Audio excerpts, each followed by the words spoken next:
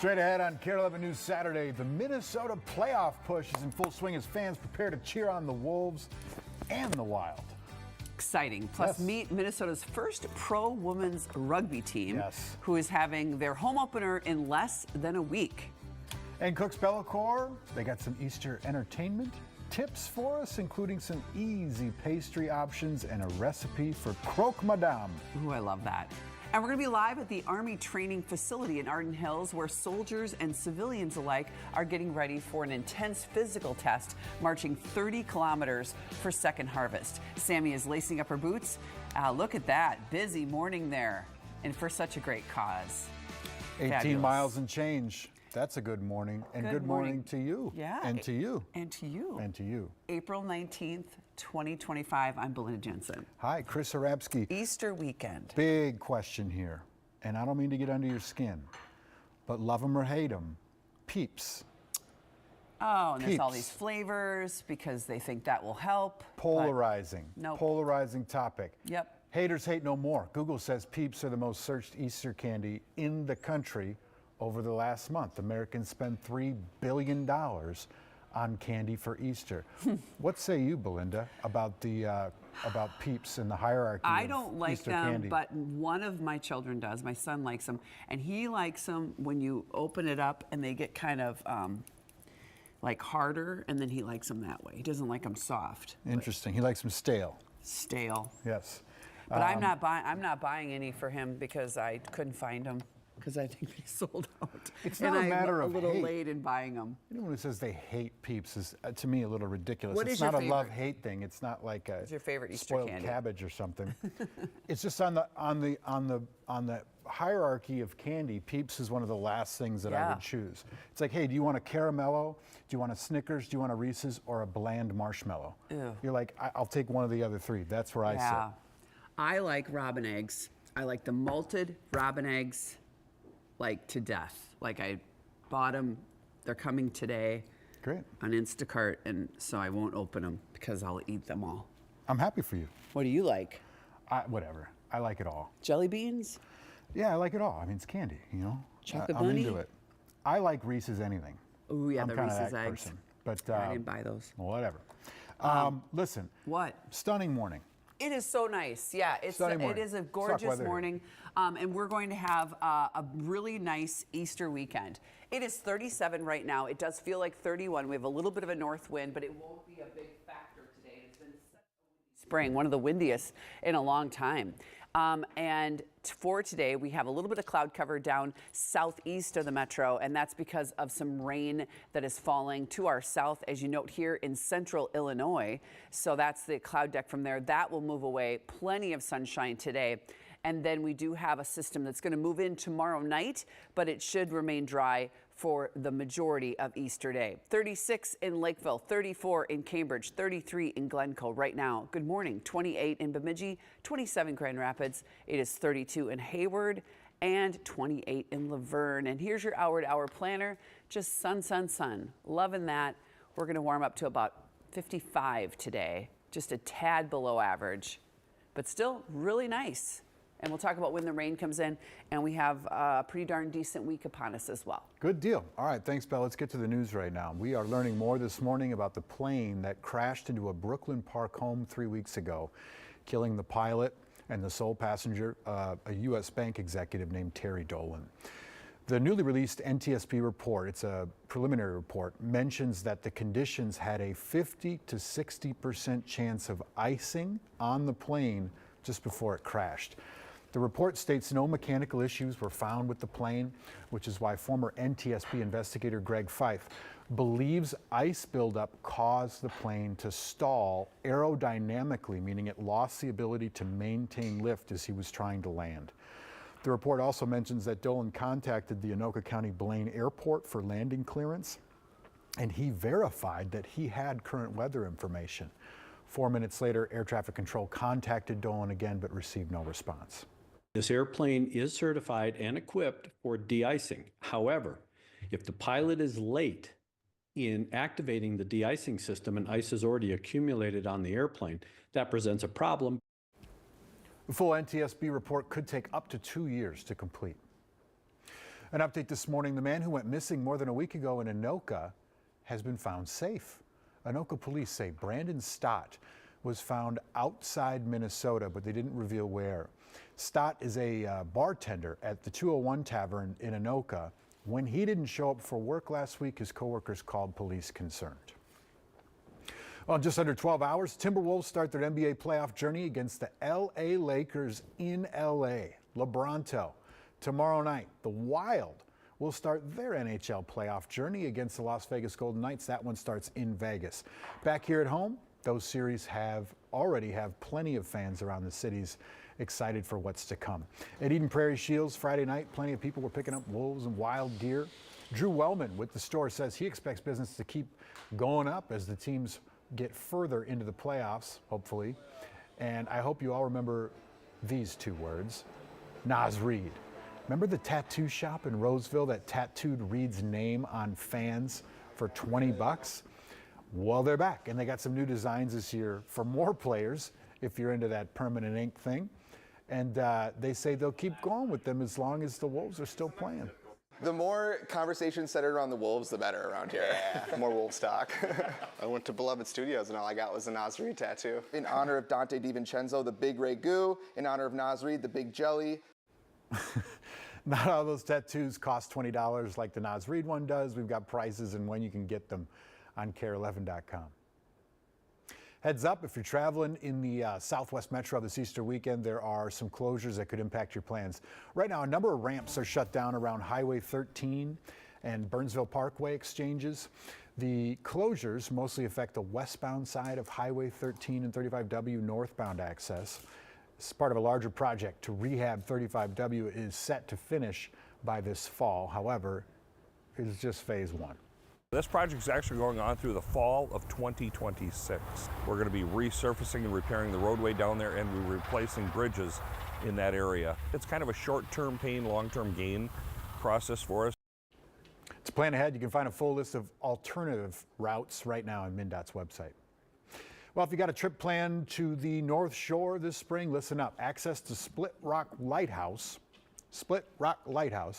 in Two Harbors will be limited next month. The historic site announced restoration work to expand walking paths and extend the viewing platform there. Construction set to begin May 5th. It'll run through May 21st. And as we said, and as you know, Easter is tomorrow. And if you have some last-minute errands to run on Sunday, here's a look at what's open and what's closed. First, a look at what's open. Hy-Vee, Whole Foods, Trader Joe's, Fresh Time, Walmart, Quick Trip, open. Some Cub locations also open, but the hours vary by store, so you want to check that out. These are the spots that are not going to be open on Easter. Lunds and Barley's, Kowalski's, Aldi, Target's not open, Costco, and Sam's Club. If you want to see the full list, visit our website, KARE11.com. Still ahead, sunny Saturday, plenty of pleasant Easter Sunday ahead, but some chance for rain early in the week. Belinda's going to have your full forecast there. Plus, a quick springtime quiche, perfect for Easter brunch. Our friend Jamie Price is here. She's going to be cooking some stuff up. Can't wait. Then, new plants coming to a garden center near you with Bailey Nurseries.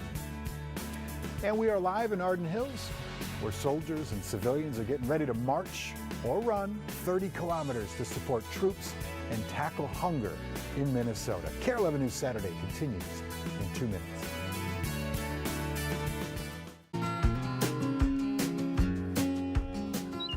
Oh, welcome back. Tomorrow night in Minnesota Bound, the team goes in search of a once thriving Minnesota songbird, the call of the meadowlark.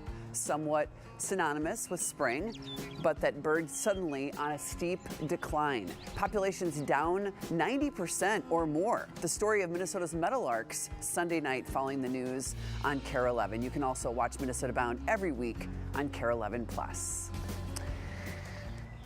It is a beautiful morning with lots of sun, a little crisp out here, and it looks as though it's going to be an absolutely fabulous day. Let's start out by taking a look at the temperature and our beautiful shot from our Stillwater camera from the VAX TV folks on the Water Street Inn. Wow, just a gorgeous shot of that beautiful river. 37 degrees at the airport with it feels like 31, a northwest wind at 8 right now. It is 32 in Brainerd, 34 in Marshall, 32 as well in Hayward, 34 up in beautiful Duluth, 32 in Brainerd and also in Mankato. I think I said Brainerd twice, but that's okay. 40 in Des Moines, 28 in Pierre this morning, 25 in Bismarck. Winds will stay relatively light out of the north and west today, so that is good news, and we anticipate tomorrow to be the same as well. So here's your forecast through 3 o'clock, really warming up nicely, lots of sun. Northwest winds 10 to 12 or so, and again, warming up into the 50s. So overall, what's happening is this low is causing the clouds for our friends in the southeast corner, but high pressure rolls in today, giving us all this sun and light winds as the day rolls on. Then as the high moves off to our east, it'll be a little warmer tomorrow. This is the storm that we're going to watch for tomorrow night. So it looks like we'll have lots of sun in the morning, but then the clouds will roll in the afternoon. So a cloudy afternoon for sure. And then the rain will be kind of knocking on the door by the time we get to 8 o'clock tomorrow night. It will be raining earlier in the southeast corner of the state. This is 2:30 in the morning on Monday. So as that low moves on by, there is going to be some rain overnight, Sunday night through Monday. So let's watch it here. You can see we have the sun all day today. And then as we get into the overnight hours, it's clear. We have some sun in the morning. And then here come the clouds in the afternoon. There's the rain, 3:30, reaching Rochester. And the northern fringe of it continues to fall apart, but we could have some rain by around 9 or 10 o'clock in the southern suburbs. So not a full washout at all. It'll move in at night, and then it will move out on Monday morning. So today, 55 degrees, 52 in Brainerd, and then for tomorrow, it'll be about 59 here, 60 in the Twin Cities. Some rain moving in the afternoon in Rochester. Lots of sun to the north. Beautiful day, in fact. And here's your 7-day. So 55 and 59, and then morning rain on Monday, and 61. 65 with a few showers on Tuesday. That'll be light. A gorgeous day Wednesday, and then another shot of rain on Thursday. But most of the week, as you note there, our average is 58. We're moving towards 60 this week, and most of the week is going to be above average. So pretty darn decent. Coming up next, an opportunity for Johnny Cash fans to get your hands on some rare treasures that are right here in Minnesota. We'll be right back. I fell into a burning ring of fire. I went down, down, down, and the flames went higher. And it burns, burns, burns, the ring of fire, the ring of fire. Yeah, that sounds pretty good. More than 20 years after his death, the legend of the Man in Black lives on. And right now, hundreds of Johnny Cash's personal effects are up for auction with the help of an Edina-based company. The country music legend's daughter, Cindy, is opening her collection to the public, and Kent Erdahl had the chance to view some of those prized items. Starts up here. We have handwritten lyric sheets. When you're entrusted to auction off Johnny Cash's personal belongings, a set list, starting of course with Ring of Fire. You know what it means to handle music history. To have an early pressing of his original single with the song that broke him into music. It's quite impressive to hold. James Egge can feel the weight of it all. I'm trembling slightly because it feels like the roots of music history in America in your hand. One of the first, it'd be like almost like holding a rookie card of Mickey Mantle. And the owner of Edina-based KARE Auctions knows how lucky he is to now be offering the third largest auction of the Man in Black's personal items ever. It's an honor, honestly. One of the questions that popped up early was, why is this in Minnesota? So why is it in Minnesota? It's a great question. It started with these two rings right here. They came in through consignment. When he heard they were connected to Johnny Cash, he knew he had to dig a little deeper. Became a bit of an obsession, I'm afraid to admit. An obsession that led him to Johnny's daughter, Cindy Cash, who had listed the rings and some other personal items for sale online. I think God had a hand in this, because it was so strange. Strange because the timing of the connection was perfect. I'm about to sell my house, and I thought, moving into this house just about killed me, so I need to get rid of some things. And she sent them to Minnesota, knowing they'd be in good hands. Here's a handkerchief that he wore on stage, probably the only on-stage item that we have of Johnny's, that actually Cindy would hand make for her dad. She toured with him for 27 years. The Cindy Cash collection also includes other rare consignment pieces like this autograph photo with Elvis, but it's her personal items, which include a very personal signature that set a few apart. I wanted people to get to know Daddy. He was such a great father. That's why I have no patience for deadbeat dads. My dad was the busiest man in the world at one time, and he still wrote me letters every week from wherever he was. To be clear, Cindy was only willing to part with 2 of those notes from Daddy. The letters will never go anywhere. Those are with me. But she says parting with some history and sharing the stories behind it is also important. And he told me 2 years after I'm gone, baby, nobody will remember my name. And boy, was he wrong. But that's how humble he was. He believed that. And then I thought, you know, the fans are what's keeping him alive. That's who's keeping him alive. Kent Erdahl reporting there. Viewing items from the Cindy Cash collection is by appointment only. You can find more details at k-bid.com. The auction closes May 4th. Coming up next, new plants hitting the garden centers this spring. Bailey's Nursery is here to break it all down. Coming up in Grow with Care, it's all about color. Spring flowers, and it's not just for perennials and annuals. Flowering trees are a great option. That's coming up in Grow with Care. Well, welcome back. You know, tomorrow not only is Easter, of course, this upcoming week is Earth Week, and Earth Day is on Tuesday. So this is a great time of year to think about what you can plant in your yard that is hardy for Minnesota and is phenomenal. So we want to welcome garden designer and author Ryan McEnany from Bailey Nurseries. Hey, it's good to see you, good Ryan. Good to see you as well. In our KARE 11 backyard that just got spruced up this week with all of the spring tulips and bulbs. Before we get into the plants, this Friday, we're going to be at an event that is sold out. We're sorry about that, but you have to sign up for next year. Talk about it. The Minnesota State Horticultural Society, the Spring Garden Gala, it's like the perfect kickoff to spring. And we get to go talk about new plants, get people excited, auction off some plants so people can go home. We have little goodie bags where actually one of the plants we're going to talk about today, everyone goes home with. So yes.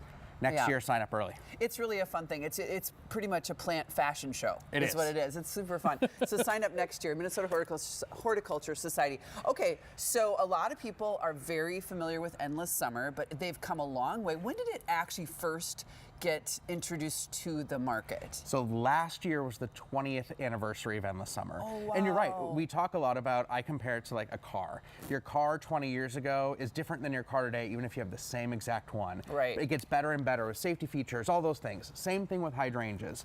So this is the newest one. This is called Pop Star, and it's a wonderful plant, especially for Minnesota. One of the things that we've really focused on is being able to have plants that are hardy for zone 4, now zone 5, depending on where you live, and can bloom faster. So even if it dies back or even if the buds get killed in winter, that rebloom happens sooner. So you're not waiting till August or September for flowers. It can happen earlier. Wow, and that color is just phenomenal. It's so great, and Pop Star stays a little more compact, so it's great in the landscape, great in a deco pot. You can amend the soil so it has that beautiful, like bright electric blue, or it'll be a really bright pink naturally in our soil here. Okay, so one or the other. Yep. Let's go down here on the one right here. Okay, so this is brand new for this year. This is called Flowerful. So you know Annabelle. Everyone's got Annabelle hydrangea in their landscape. I have some really old ones. Beautiful, smooth hydrangea. But we also know that sometimes in spring, summer, once we get that first really big rain, those big flower heads tend to flop on the ground. Yeah. And so this new one called Flowerful has much stronger stems, so it can stay upright. We've got video of it in the field just waving in 30-mile-an-hour winds, and it stays perfectly upright.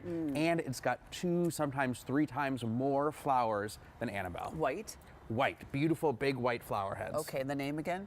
That one's called Flowerful Smooth Hydrangea. Oh, that's great. Okay, let's go to the middle, the pink. In the middle, this is called Summer Crush. And it's another one that's more compact, much better bloomer for Minnesota, but has that really beautiful raspberry red flower head. And that first set of flowers, like you can kind of start to see here, can get to be like 10 inches wide. Yeah, they're and the huge. plant only gets 2 feet tall in Minnesota. So imagine those huge flowers.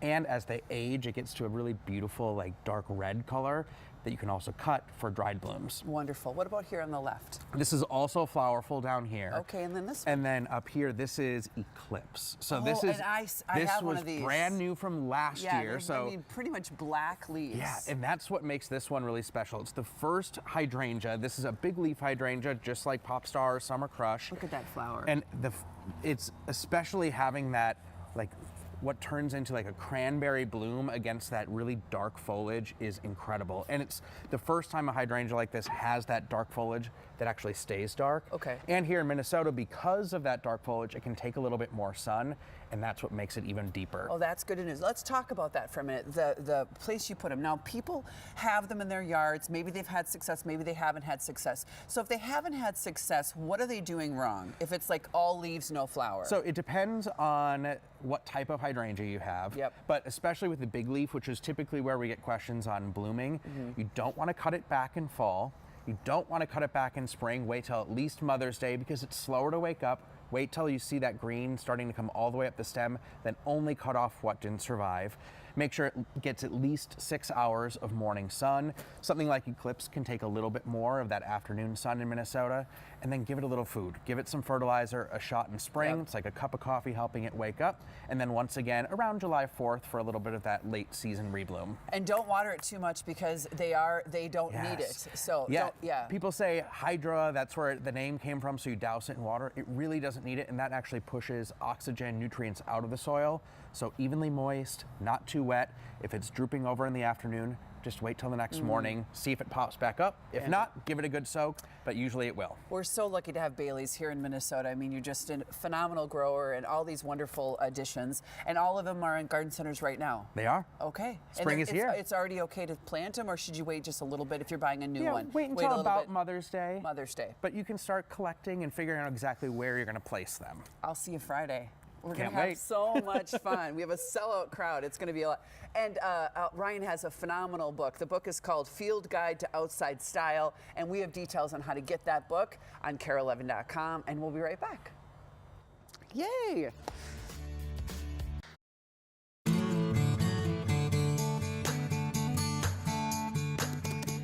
Good morning. Welcome back to the show. It is 37 degrees. That golf course across the street will probably be quite busy today, and a number of other courses as well. Beautiful Saturday on track. We'll have your weather in just a few moments. Right now, though, the Minnesota Zoo is preparing piglets. The zoo announced their 3-year-old pig, Margie, is expecting her first litter and is due any day.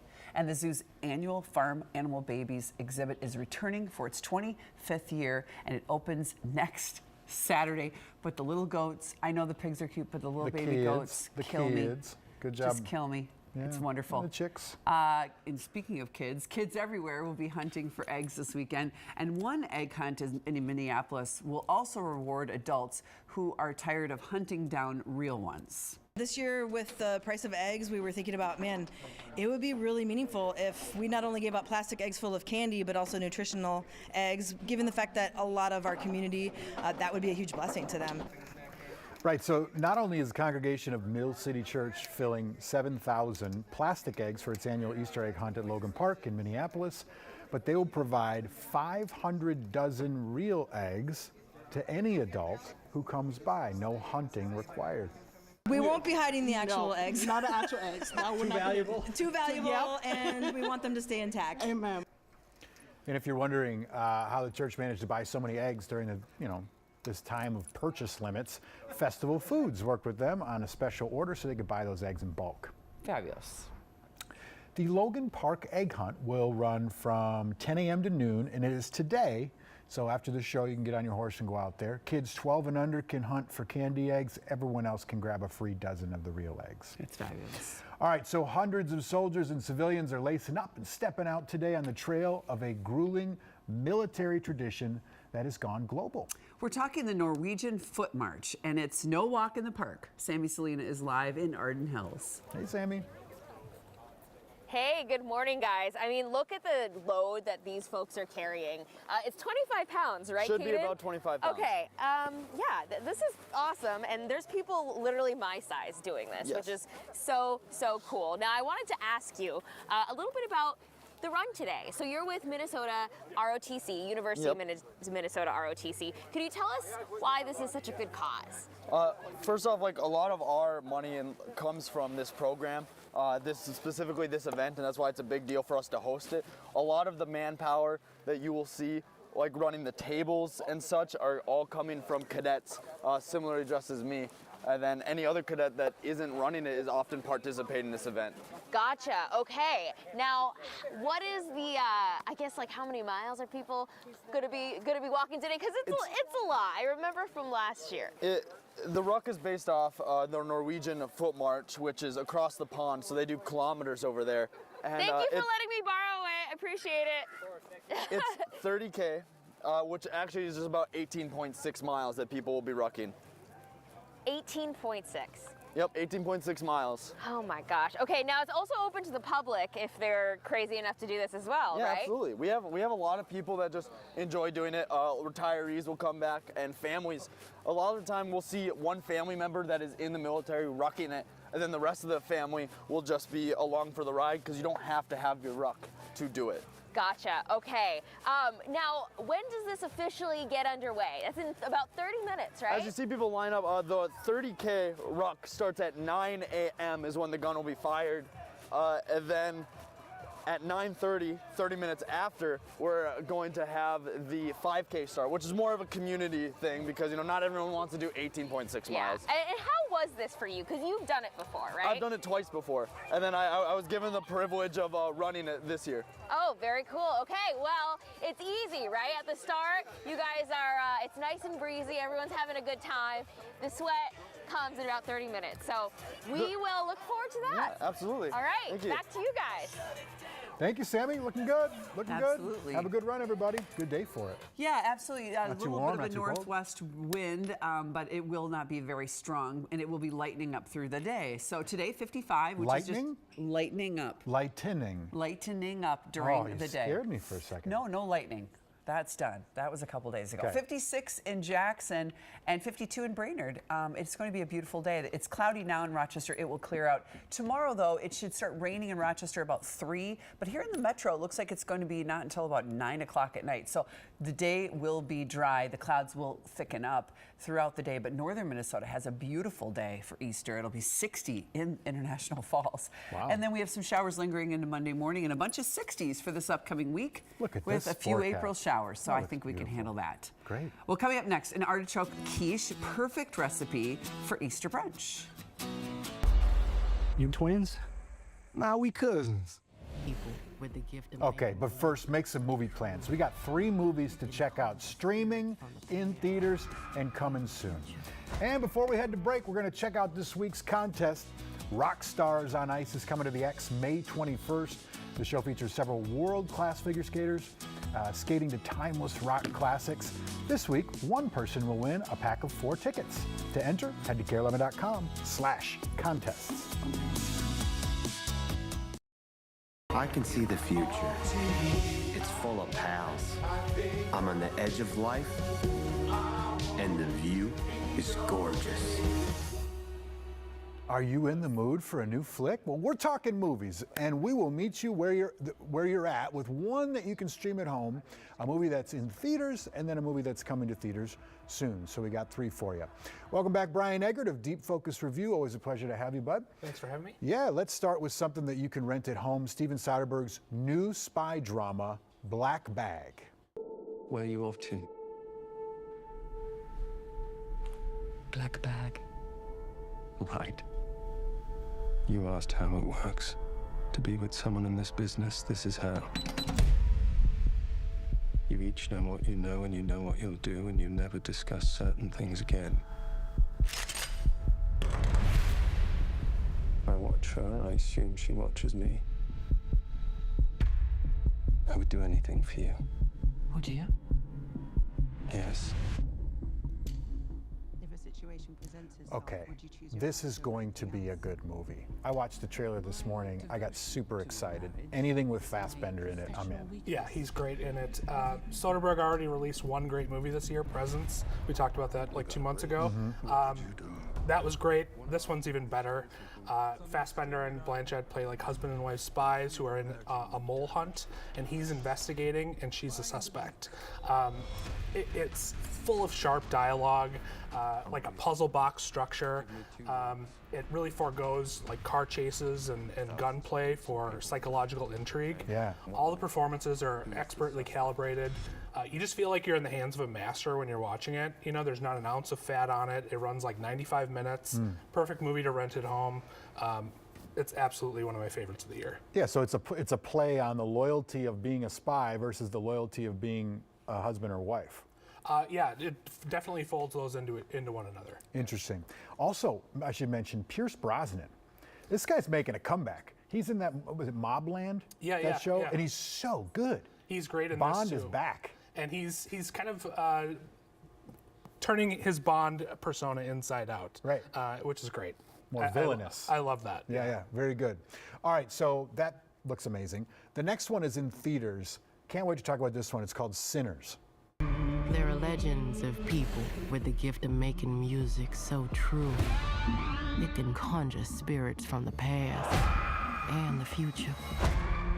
This gift can bring fame and fortune. Will somebody take me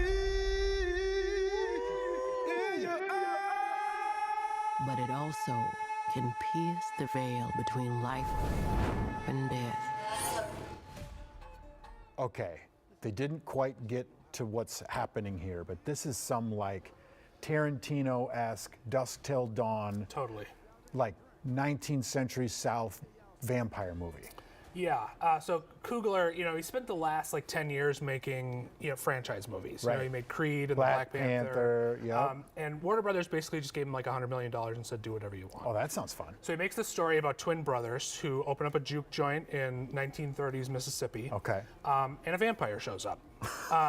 And it's great for a number of reasons. You've got an excellent cast. You've got Haley Steinfeld and Delroy Lindo, who are giving great supporting roles. You get a double dose of Michael B. Absolutely. It's scary as a vampire movie, but also entertaining and funny. It's wall-to-wall music, lots of blues and some other genres of music as well. I don't want to give too much away about that, but lots of musical genres. And then it's so well made. It's shot on 65 millimeter, lots of color and texture in there, but it's also kind of subversive and transgressive. Coogler's a filmmaker with a perspective, and you definitely get that here. Why is it different from any other vampire movie?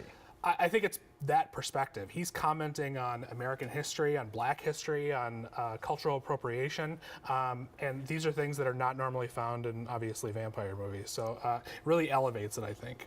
Okay, last one we got to talk about is Friendship. Let's take a watch. I can see the future. It's full of pals. I'm on the edge of life, and the view is gorgeous.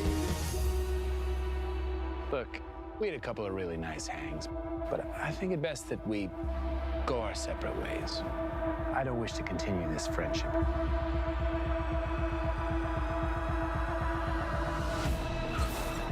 Accepted me way too fast. You can't do that. You made me feel too free. People need rules. Okay, so I feel like that's Tim Robinson, right? Yeah, from I Think You Should Leave and Detroiters on Netflix. Yeah. And he's like sort of invented his own type of bombastic comedy, where it's almost, he was a writer on SNL, right? He was, yeah. But his style is to take something to the nth degree, kind of like Step Brothers or kind of something else. But it looks like they turned that into a movie. Absolutely, yeah. The writer-director Andrew DeYoung, who actually lives in Minnesota, I think just wrote this story for him and just brought all of Robinson's strengths to this role. He's, as you kind of saw, he's just a lonely guy who doesn't have any male friends, latches on to his new neighbor, played by Paul Rudd, and things quickly, just spiral out of control in really kind of darkly funny ways. One thing that I love about this movie is that it's not one of those like overlit comedies where it's just kind of generic. Yeah. Like it's made artfully, and it's sort of like a thriller at times. Kind of Cable Guy-ish? absolutely cable guy-ish, a little bit of Fatal Attraction, or maybe like the Bizarro World version of I Love You Man. Sure. Where yeah. That's a great movie. By the way. It is a great movie. But it's one of the funniest things I've seen in a long time. I saw it at the Minneapolis-St. Paul International Film Festival, which wrapped up last week. Yeah. And incidentally, that's run by the MSP Film Society. You should be a member if you're not a member. But the audience just ate it up. It's a midnight madness screening. Cool. And it was just, everybody was rolling in the aisles. Definitely keep this one on your radar. It opens on May 9th. It's awesome. So funny.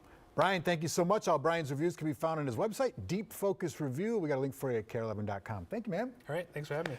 All right, after the break, we are headed into the kitchen to whip together an easy Easter quiche with our friend Jamie Price. We'll be right back.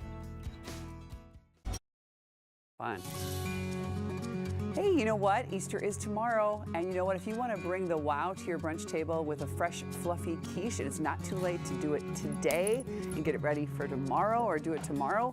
Food blogger and recipe creator Jamie Price is back with an adapted family recipe for artichoke quiche. I was looking at the list of items that you sent. Hey, I could do this. Yeah. And I'm really glad that you and Justine picked this one because I love this. Yes. I love artichokes. Artichoke quiche. Okay, and there should be like a threshold of the number of eggs that's involved in a recipe to consider it a quiche. This one will not make it. There's 2 eggs in this quiche.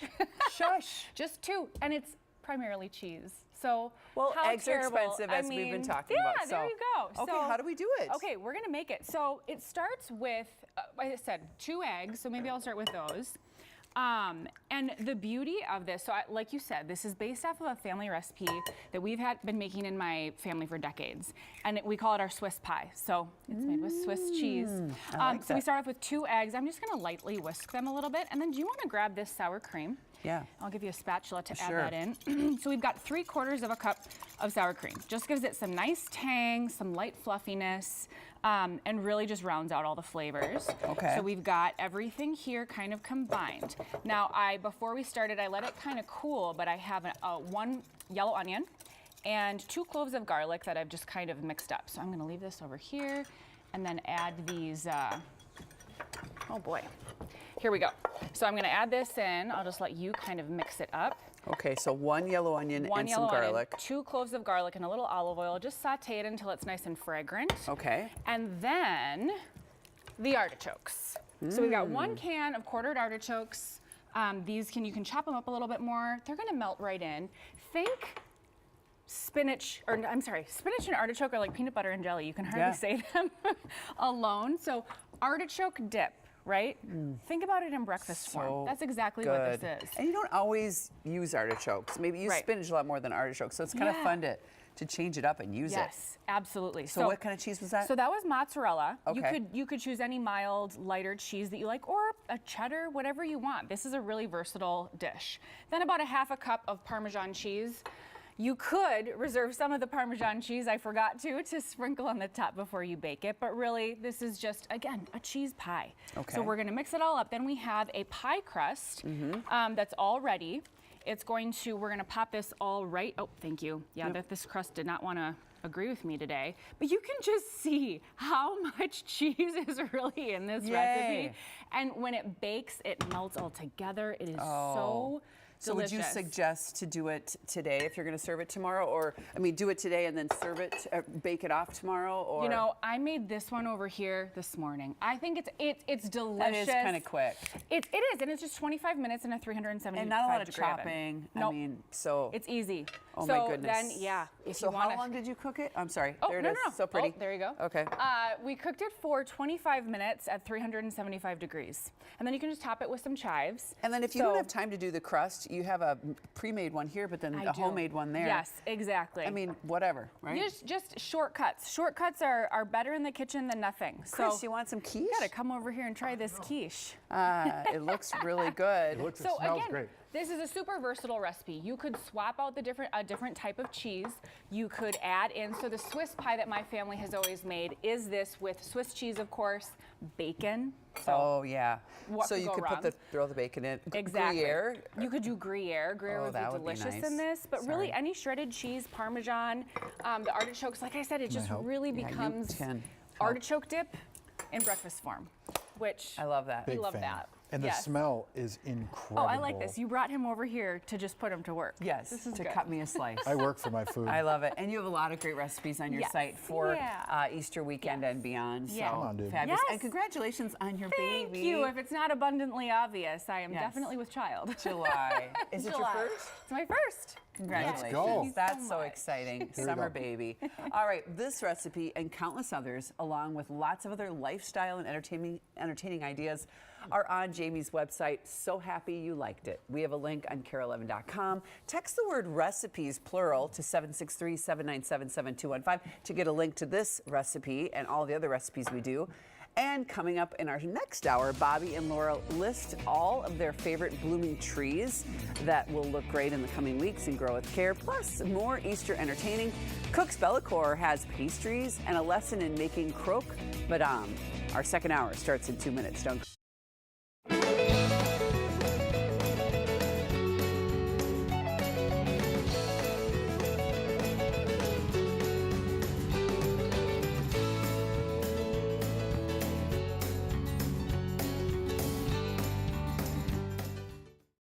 The Panera You Picked Who You've Always Loved now has a price. We were just talking about the Wolves and how much I don't like Luka. Yeah, I had to get to the heart of this. We're going to talk about that, but we have a big hour coming up. Let's go. Yes, we do. Minnesota is one of 6 states to be a part of starting up the Women's Elite Rugby League, Pro Women's Rugby. We'll introduce you to our team, the Twin Cities Gemini, and hear about plans for their home opener, which is on Friday. Exciting. For sure. In Grow with Care, Bobby and Laura are talking about their 13 favorite flowering trees for spring. Looking forward to seeing that. 13. And Laura will join us because Bobby is in Germany on the boat. He just sent pictures. Stunning. Right. Stunning. Beautiful. Hope you're having a good time, He's Bob. the traveling man. He kind of is. Yep. Carmen Sandiego. Waldo. I didn't even know we had a women's rugby team, so I'm learning about it on the show. Well, Gemini. now you do. Well, I'll tell you what, when Dave Schwartz and I went to Rio for the Olympics, we got to watch and get to know a lot of the rugby players, some of whom were from Minnesota. Easily one of the coolest sports at the entire Olympic Games was women's rugby. The amount of hits they lay out, the toughness, the skill, it is awesome. Yeah, and it really, of course, it was in the spotlight in Paris as well. That's right. So Excited that's to talk exciting. to them. Yeah, all right. they'll be here. Let's talk about our weather forecast. Let's do it. So we have 40 degrees right now in the city, northwest wind at 13, so it feels a little cooler if you're stepping out the door.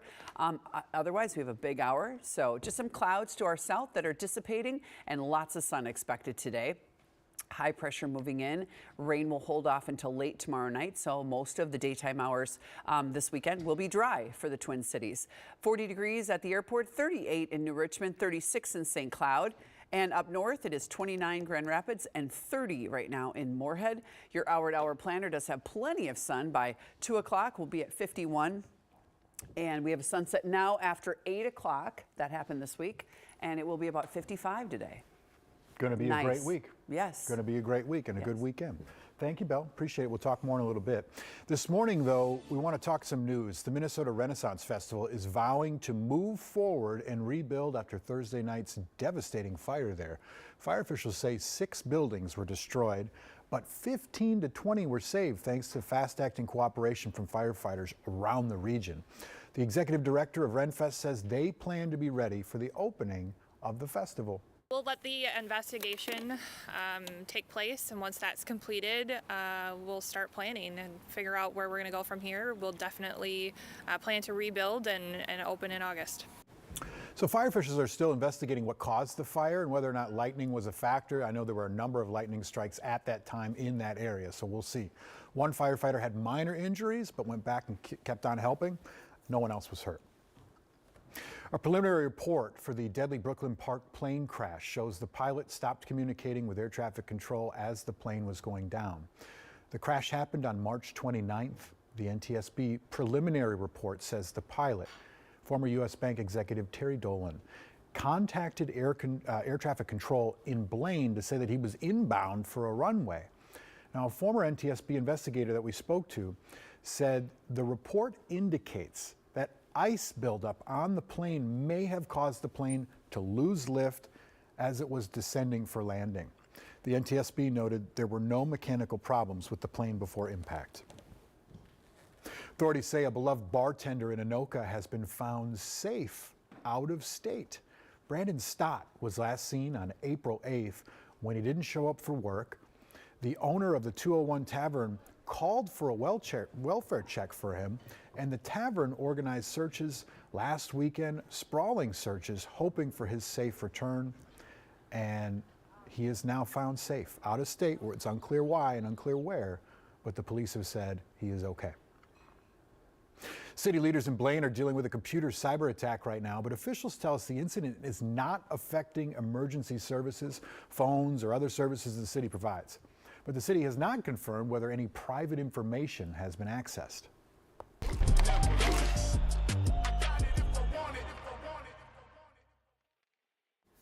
Let's play hockey, everybody. Right now, the Minnesota Wild are out west for the first round of the NHL playoffs. They're in Vegas to take on the Golden Knights. Game 1 is late Sunday night. Game 2 also out in Vegas. Then the series is going to come back to Minnesota for games 3 and 4 next weekend. Go Wild. And right now, the Timberwolves are in LA for Game 1 against the Lakers. City of Minneapolis is preparing to host Game 3 against the Lakers next Friday. City leaders telling us buildings across Minneapolis will be lit up to support the team, and all fans coming to the game will get rally towels. They say any event that brings this many people downtown is a win-win. I think any time that we are able to host large-scale events downtown is good for both downtown and broader Minneapolis. So we want to encourage everyone to be able to come down and enjoy. Limited tickets still available for games 3 and 4, but both are expected to be sellouts. And we can't forget about the Lynx. Tickets for all 22 regular season home games at the Target Center are on sale now. The team has celebration nights throughout the season with fan giveaways, so there's some extra incentive there. The home opener is set for May 21st against the Dallas Wings, where we'll no doubt see Hopkins superstar and #1 draft pick, Paige Beckers.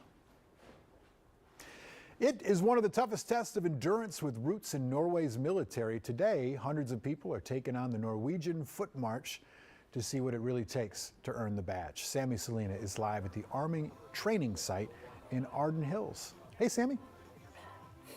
Hey, good morning. They just took off and they have, oh my gosh, 18.6 miles ahead of them.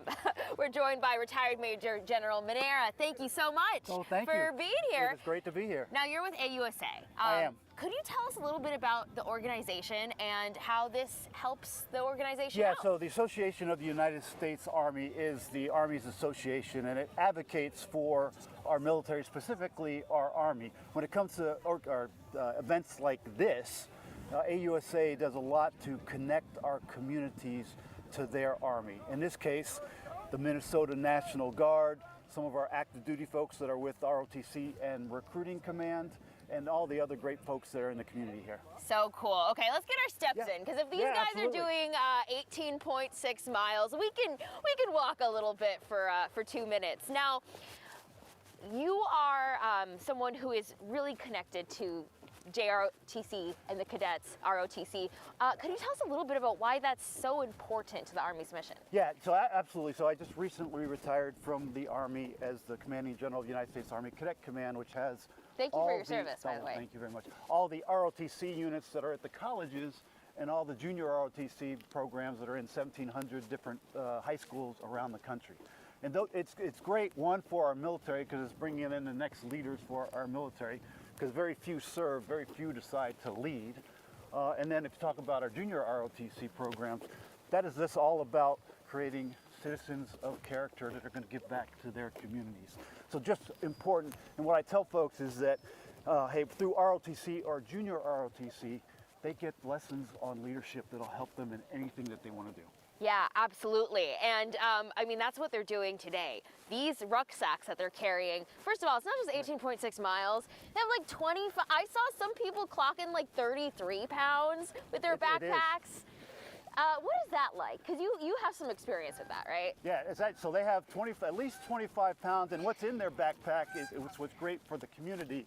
It's all canned goods that they're going to give back to the community when they are done.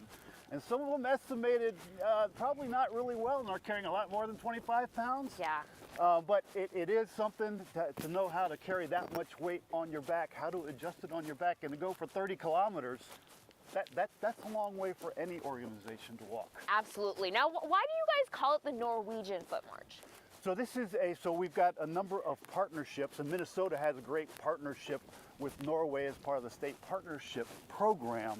And many countries like Norway and Germany have different events that they hold that they partner with the United States Army on. Norwegian Ruck March is one of them.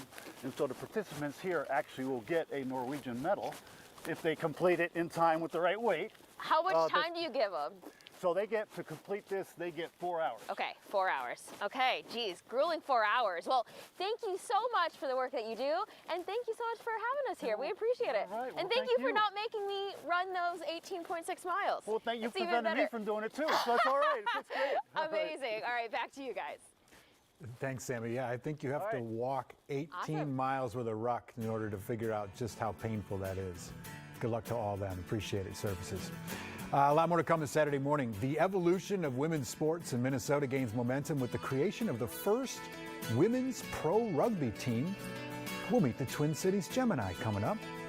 Plus, Cook's Bellicor is helping us push the easy button on Easter with bake-at-home pastries and a brunch dish that brings the wow factor. It always does. And Laura Becker joins us from Spring Grove. How you doing, Laura? Good to see you. Good. Good morning. Good to see you guys too. Good morning, everyone. Coming up in Grow with Care, we're going to be talking about continuing our talk about trees this month, and specifically flowering trees. A list of the favorites from me and Bobby. That's coming up.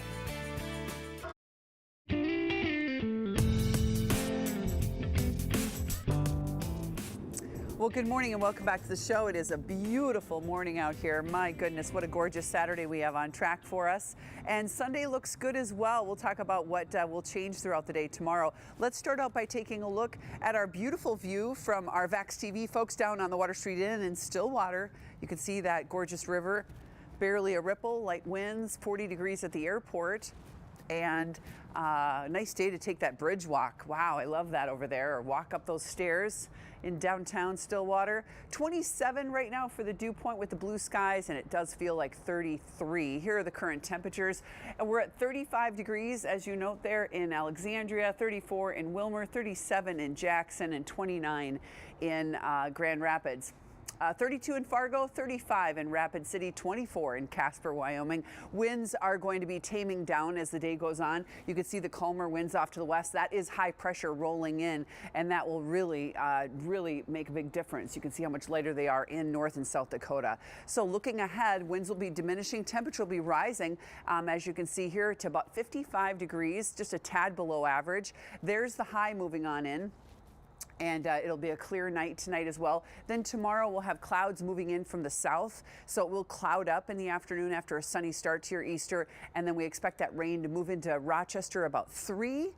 Spring Grove, you'll get rain before that, and then in the Twin Cities probably about 9 or 10 o'clock tomorrow night.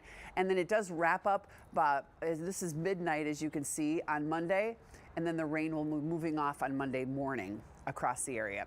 So we'll look at it once again. Here's the sun all day today, and then clear skies in the morning tomorrow, high clouds, and then here comes the clouds, and then the rain coming in to Rochester, 3:30 or so. The northern fringe of it kind of keeps falling apart, but it will be eventually coming up over the entire Twin Cities tomorrow night after the 10 o'clock hour. So 55 today in the city, and 48 in Grand Rapids, 57 in Marshall. Then tomorrow about 59, more clouds, showers around 3 or so in the afternoon to the south, and then a gorgeous day in northern Minnesota tomorrow with temperatures in the 60s. Here's your 7-day forecast, looking really good for this upcoming week. The average is 58, and we'll be at 59 tomorrow, and then in the 60s all week, with the showers lingering on Monday morning, a few showers possible Tuesday. Those will be few and far between, but the next best chance of rain other than tomorrow night will be on Thursday.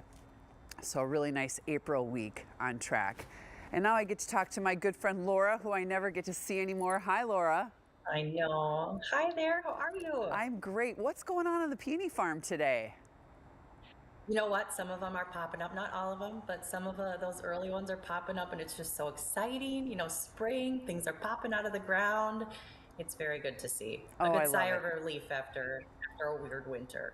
Yeah, absolutely.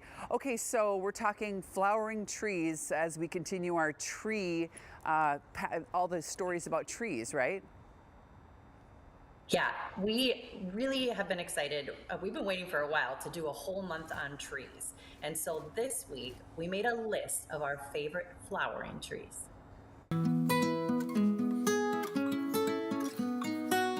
We continue to focus on trees this month, and today, a really fun topic, our favorite flowering trees. First up, I'm starting with my favorite. Well, my favorite. My favorite. All right, it's our favorite. The Eastern Redbud. Now be sure to look for the Minnesota strain of it.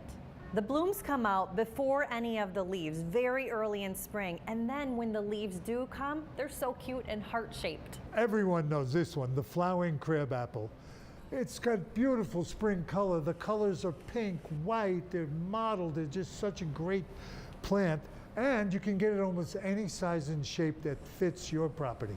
Now, hawthorns are often confused to be crabapples, but they are a different tree with little clusters of white or pink flowers in late spring and then bright red berries in fall. Well, one of my favorite trees, and the reason is it blooms late in the season, is the Japanese tree lilac. And it's got big, beautiful white to cream colored blooms, and what a wonderful fragrance.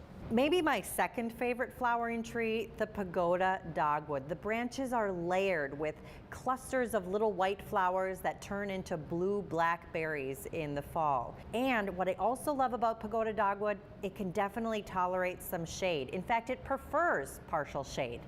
Well, the next tree is also one of my favorites, the magnolia. Showcases large, beautiful, fragrant blossoms of pink, purple, white in early spring. It's best in a sheltered location with well-drained, slightly acidic soil to protect the blooms from late frosts. Many of these trees not only give you beautiful flowers in the spring, but also provide other seasons of interest and, in some cases, food for wildlife. And one of the benefits is not only do you get beautiful flowers, you'll get berries, which are good to bring wildlife into your backyard. We'll have this list plus even more of our suggestions for great flowering trees with this story on KARE11.com. Really? Yeah. Oh, good.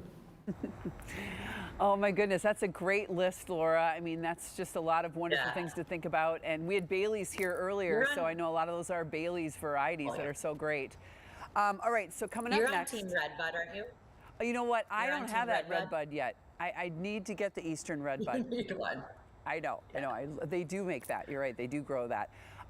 If you want all the information about that list and all the other Grow with Care stories that Bobby and Laura do and an invitation to our Facebook group, just text GROW to 763-797-7215 and we'll be right back with some questions with Laura.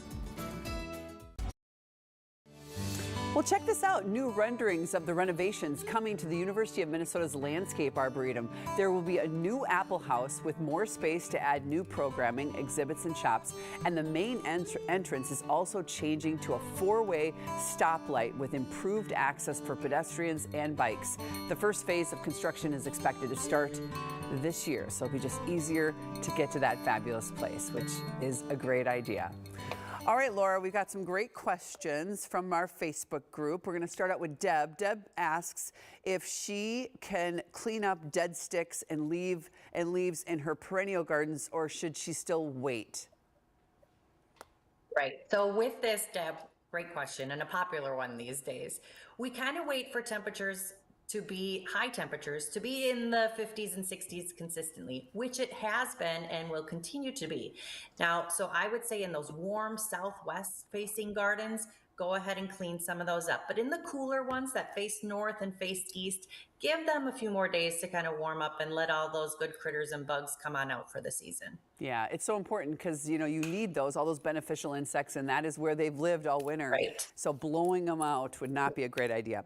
Okay, Dale took out his green ash tree last year, and how far from the old tree site should he plant a new tree? And I know last week you had a lot of great ideas for new trees, but how far away from the stump should he do that?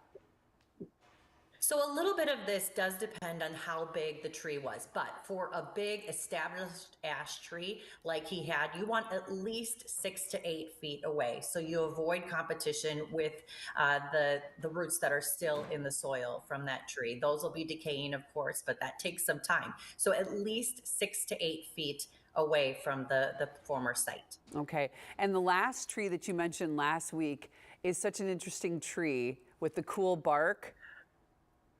Yes, the hackberry. Yes. Or the shagbark hickory. Right, That's what it is. right. So such good ideas. If you wanted to find out more, go to last week's story. Okay, Angie wants to know if she should spray her lilacs this spring.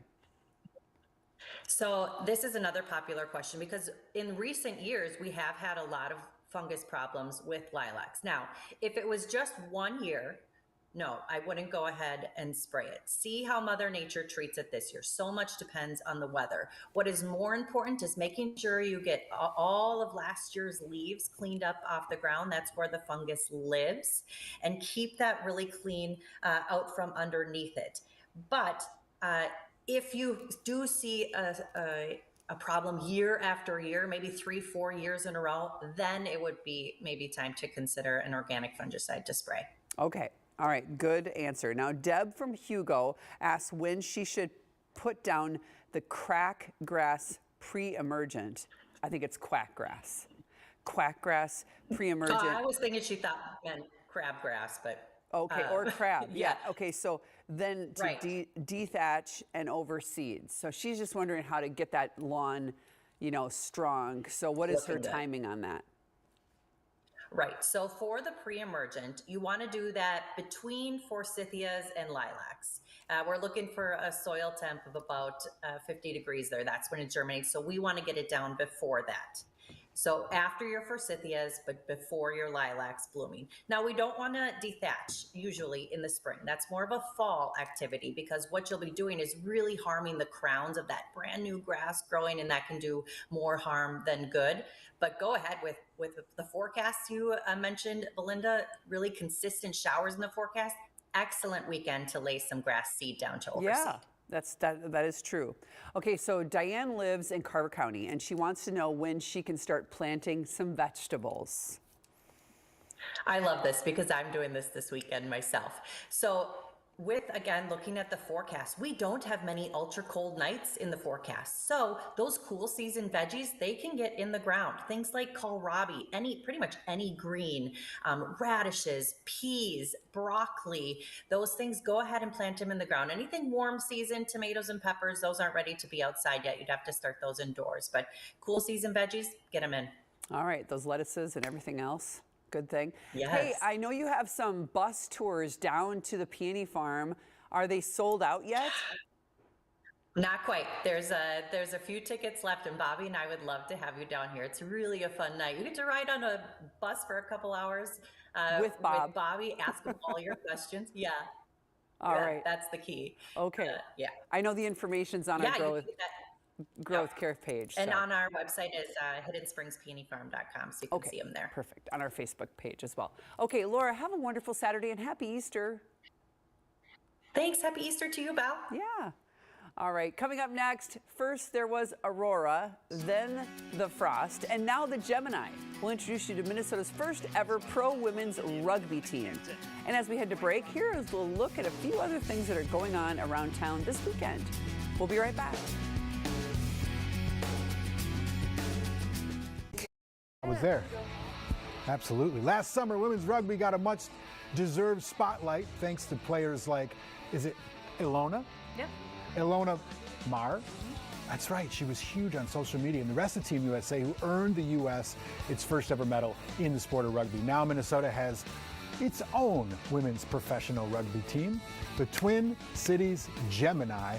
It is one of 6 founding teams in the Women's Elite Rugby League. And their first home game is next weekend. We're happy to welcome Nick Donnelly, Senior General Manager, yeah? Yep. Thanks for being here, appreciate it. And Catherine Johnson, a player. Is that right, Catherine? Yeah. Okay, so I recognized you when you walked in because, second time I mentioned this, when Dave Schwartz and I went to Rio to cover the games, we saw you guys play. Yeah. And we were enamored. at how intense, fun, cool, and like classy and tough you guys were. It was astounding. Well, thank you. Yeah, I really enjoy the sport, and I hope that we can grow it in the United States. I think you will. So what's happening? What can people expect to come out to the first women's pro rugby team in Minnesota here? It is a phenomenal sport. If you are someone who likes big hits, fast plays, rugby is for you. It's a very tactical game, but ultimately it is an invasion sport, and ultimately we're here to invade their space more than they are to ours. And it's a great sport to watch and just be part of in general. All right, people know American football very well. People don't know the rules of rugby very well. Can you give me a quick breakdown of what the goal is here and how you can achieve points? Yeah, absolutely. You can't move the ball forward with a pass. You can kick it forward or run it forward. And the only way you can get that ball to stop is to physically stop them. You can't block or hit anyone else that doesn't have the ball. So if you have the ball, be ready to get hit or to evade that defensive player. And the whole point is to get into the try zone, which is the touchdown area, end zone, right? And touchdown actually came from rugby with touching the ball down under control in rugby. And the lateral pass. And the lateral pass, it's exactly. Rugby, yeah, football's in rugby roots. Yeah. You would smash people when we were out there. The hitting is so violent, but it's without helmet and pads. So you see like really good form and how hard people hit without pads. It's like a different game than American football in that way. Mm-hmm. Yeah. I mean, we're trained to play this sport as safely as possible, and you know, every tackle we make, there is an element there to keep everyone involved safe. But they're still hard hits, and you are definitely feeling those hits after the game. Yeah, I would definitely relate it more to wrestling takedowns. There's a little bit more control in the way that we bring people down to the ground, and we have to go down with them as we wrap. Right, yeah, it's a proper tackle. A proper tackle. You can't use your head to like spear people without a helmet. It doesn't work that way. You got to do it well. What can people expect? This is at TCO, yeah? Yep, TCO Stadium in Eagan. So what can people expect when they come out to see the first match? Well, I'm hoping for some excitement. Our fans are just as important as us. When it comes to rugby, there's dressing up, there's people on their feet getting really pumped about it. So the excitement from the stands is going to translate back onto the field and vice versa. So you can expect some big hits, some awesome offloads, and some big running. So. Awesome. I think people are excited to learn about it because it's such a fun and actionable sport. There's something else that comes with like rec level rugby, from what I understand, and it's that whenever you visit another team, they invite you for a party afterward. Like that doesn't happen in most sports, but it happens in rugby. Yes. Have you ever shot the boot? I have. Have you shot the boot? I hate to admit it. It's part of the game. Can you explain to the people at home what shooting the boot is? Yeah, I mean, it is ultimately it's a trend. It's something that's been with the sport for so many years. Just hit me with it. You put your beer into the boot and you drink your beer from the boot. You mean the worn cleat your that cleat. you just ran on? Sorry, yeah. I've only just arrived in the US, and so for me, no, it's, I know what you mean. I just want to clarify. Used to the language, but yeah, you use your cleat and you drink from your cleat. This sounds fun. We should have done this morning. I'm good. Thank this would be the only show in town where you can do that, actually. But it just goes to show how much character you guys have. You like the party atmosphere, but at the end of the day, it's all about the love of the sport, classy sportsmanship, etc. So absolutely. Thanks for coming. Wish you guys the best of luck. Appreciate it. The Gemini's home opener is Friday, April 25th. Yeah? So next Friday at Vikings TCO Stadium. We have their full game schedule and a link to get tickets on KARE11.com. Thank you guys. Appreciate it. Thank you. Thanks. Coming up, Wolves fans wanted to make a lifetime commitment to the team. Well, there's an event for you to ink your pride forever on your body this weekend. A lot of people are doing this. We'll explain. Sammy, how you doing? You tired yet? These folks are pretty tired. Me, who is sitting pretty in a golf cart right now, I think I'm doing pretty good. I'll tell you more about the Norwegian foot race in a little bit.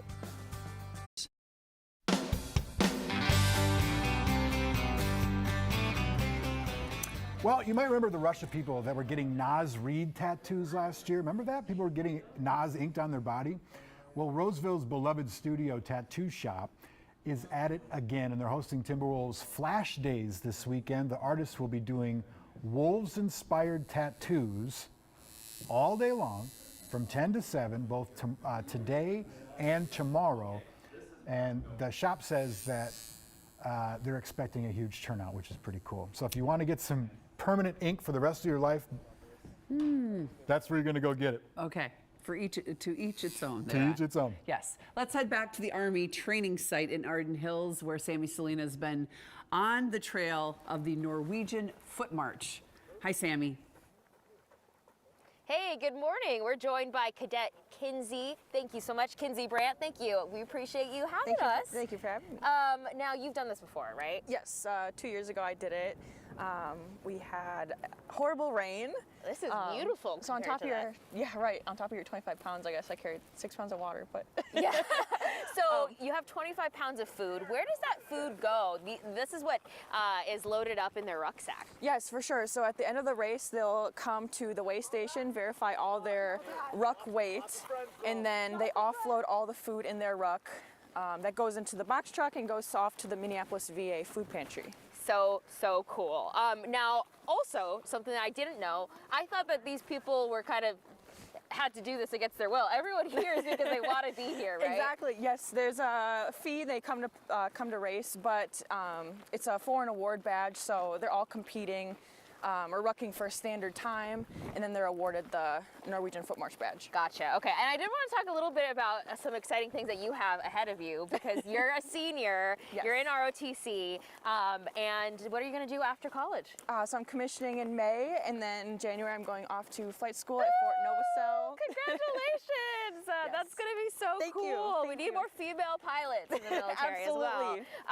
Now, ROTC, how did that play a role in your future and what you wanted to do? Yeah, honestly, I wouldn't say lost in high school, but definitely gave me a direction, gave me a huge community. I mean, I found all my best friends at ROTC, and then put me in an awesome career. So absolutely gave me a direction. Gotcha. Now, how does this event help ROTC and folks who are thinking about going into leadership? Yeah, all the proceeds from the race fees, donations, the community partners we have, that money is going to fund cadet scholarships, so they can come and spend their time at ROTC and not worry about working their extra job or paying for school. Yeah, absolutely supports us. Awesome. Thank you so much for having us. Yes, thank you. And hopefully we got you out this year of doing it, which is Right. nice, right? So thank you again. We appreciate it. We thank look you, forward guys. to watching what you do with the Thank rest of your service. So thank you so very much. Back to you guys. All right, thank you, Really Sammy. beautiful morning for Appreciate that it. this morning. Certainly. Up next, we're going to head to the kitchen with Cooks Bellicor. We're excited Carl is here to show us some of the really easy things you can do, and also he's going to make a croque madame for us, like fancy breakfast sandwich. Don't go away. Here's your forecast. 55 today and lots of sun. Tomorrow 59 with clouds increasing and then some showers tomorrow night that linger into Monday morning. A beautiful week ahead. That is looking so good. Now, if you're looking to press the easy button on Easter tomorrow, Cooks Bellicor has you covered with all kinds of pastries. And you can bake some at home. You can pick them up. Yep. Carl's here, Now's Carl the time. Benson. Hey, it's good to have you here. It's great to be here. Happy So what do Easter. you guys do? Well, I'm not cooking this one. I'm going to a beautiful brunch that's prepared by some people who know what they're doing. Nice. Okay. How about that after so Mass tomorrow? Here's what we'll talk about. Okay. Why don't we start with what you can go pick up today? Okay. So we have a whole variety pack of things that are like special for this weekend.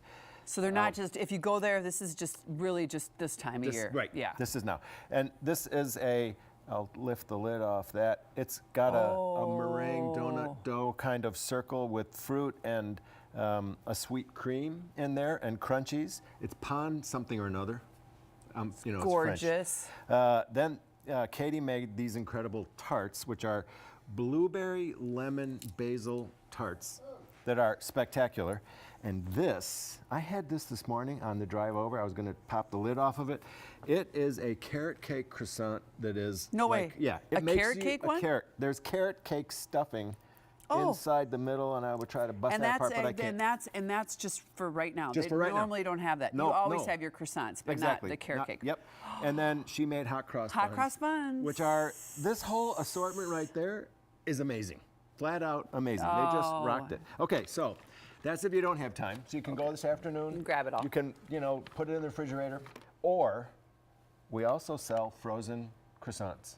Oh. So, and I think you've had our Swedish cinnamon cardamom buns. I have. So the frozen croissant, if you have a little bit extra time and you want it to be like perfect tomorrow, after church or whenever and you're have your house smell like that. Your house smell like great. Yeah. So you take these, put them on the counter in a warmish area. Okay. Overnight. They rise. They rise, they proof, and then, but you don't need to do anything special with them. You just need to put them on the counter look at on that. warm. This becomes and then this. in the morning, they're like super puffed. And you, I know you smile when you say that. So exciting. And then you bake them off for, there's instructions that come with it. It's like you bake it for 15 minutes or 20 minutes. What does it say it's simple. on there? Yeah. Even I can talk about it, and I don't even know what I'm doing. Yeah, it's going to be simple. So you can scan the QR code, and it'll give you the And it deal. comes out of the freezer. Yes. So you keep them frozen until this goodness. afternoon, and then you just proof them overnight and pop them open, and then, or bake them tomorrow morning. And then, when you have a few extra minutes after church or in the middle of the afternoon, you can cut them in half and make a croque madame. Which is what we're going to do Which is what we're next. going to do, which is coming down the pike. Oh, we're so excited. And tell us, if you're not familiar, where the Cook stores are. So we have North Loop. Yep. We have Edina. Yep. And we have St. Paul. There's even our Edina shop right there. Yeah. And then we have St. Paul, which has only been around for 50 years. Just 50 years. Just 50. And they have a lot of other wonderful things that they typically have every oh my gosh, single. and classes out the wazoo Yeah. and all kinds of things. So I love it. It's a culinary, cooking, baking heaven. I like that. All right. Well, Chris is going to join us. Yes. We got some eggs going. We're Yep. going to make a little sandwich. So we will be right back. Thank you. Come on over, Chris.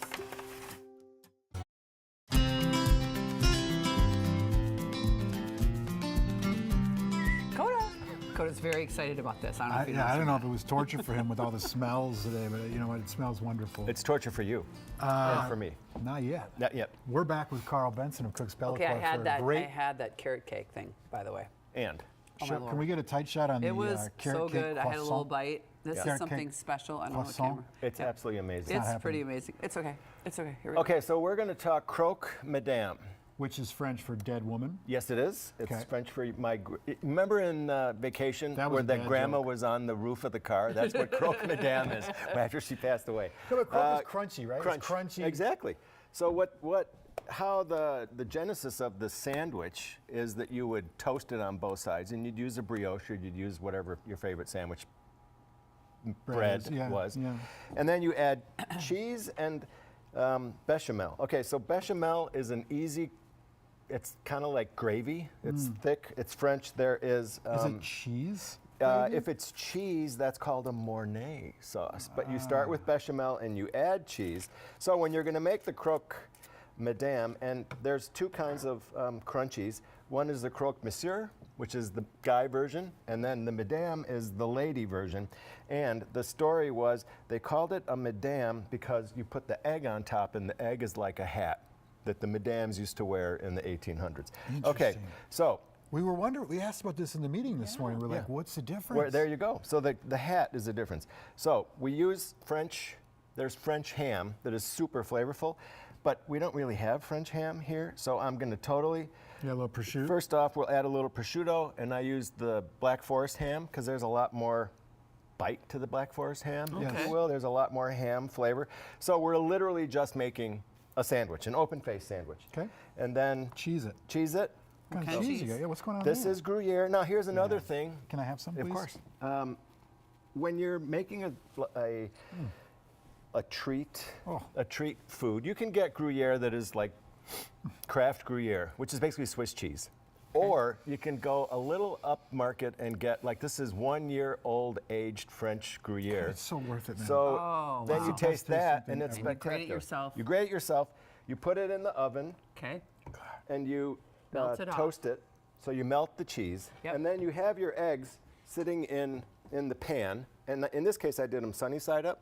But a lot of people will say your kids don't like the runny yolk. So just turn it over and cook it hard. Sure. It's easy. Yeah. So then you take your egg, you put it on the middle there, and You top it off? add a little more little bechamel. bechamel on top of it. If you have, and the bechamel, it's easy. So Help I'm me, not is bechamel like Alfredo? It's just gravy, I It understand is. you're saying this, It but is. what's the It's base? flour. It's flour and milk. Okay. That's all it okay. is. So you make a roux with It's the a roux, flour. yeah. So flour and butter, and then add milk. You'd stir it till it's thick. If you want to make the Mornay, you add some of your Gruyere. So you're now, and then Now you it's add a okay. whole splash of Dijon mustard to it to make it all Dijon-y. So this is like the highest end breakfast sandwich you've ever arugula. had. In my opinion, yes. And then we can put arugula on top of it, or you can put parsley, which I is like great. arugula. I That's love got all arugula. that peppery. I'm And into then parsley, too. I would say when you're serve it, so now you have a whole tray of these. Serve it open? Or? Serve it just like this, and then grab. I made an arugula salad with a lemon vinaigrette. Of course. So, Yum. because that's what I do. I know, Belle's you smiling always because do I'm lemon. always like lemon vinaigrette. She has a beautiful lemon vinaigrette that you can buy. Yes, And it's really good for you. Oh, it's amazing. Yeah. So this is super simple. It's arugula with the lemon vinaigrette. Put it a big pile of it, and then when you serve your guests, they can grab a Grab a little sandwich, bit. and then you can either stack the arugula on top of it or serve it on side. And beautiful. the lemon and the bite of the arugula, of course, is very peppery. Sure. So it really Counters. adds a counter punch, if you will, To the salt. to the thickness and the heavy weight in the cheese. If Could anybody- do this if you wanted Yes, to. that's You why I left could those do there. This if you I wanted cut to. the top off. So if you're going to make it really Frenchy, then Full you hat. would not that we're being dismissive of French, but if you're going to make it really Frenchy, you want to put Really the Frenchy. top to Carl. the sandwich on there. Just based on the ingredients you have here and the quality of that cheese and the whole sandwich itself, Yep. if anyone at your house doesn't like this, Yep. they can leave. They They can. should leave. They should. They can go. Then you say you can grab a croissant. In our You French, can it's grab over. one. Yeah. Well, No, no, it we- can We're continue done. until we If find. you don't like this, Then you don't stop by like food. McDonald's and you can get Oh, their version Lord. of the croque madame, Dude, which it's is so the egg good. McMuffin. Oh, man. So we're still keeping with gosh. the whole thing. Happy Easter. What are you And doing to for you. Easter? We are actually driving up to northern Wisconsin because I'm going to paint the trim around the floor in our little cabin. And Enjoy yourself. yes, and Okay. Good deal. it's nice up there. Yeah. Right now. Yeah, it Go is. take a load off. The guy our friend and neighbor, he sent me a text this morning as I was driving over. He Ice said, out. the ice is out on the lake, Let's go." so let's go do something. I'm like, okay. That's great. I'll Got do some that. trim to paint. Yes, sir. Well, thank you, Carl. Appreciate you coming by as Thank always, you. man. Very it's good. a pleasure to spend the day before Easter with you guys. appreciate Agreed. that. Always Agreed. good. The croque madame recipe is the we got a little link hat. with the little hat. We got a link to Cook's Bellicor. It's on KARE11.com. Thank you, Carl. We'll be right Thank back.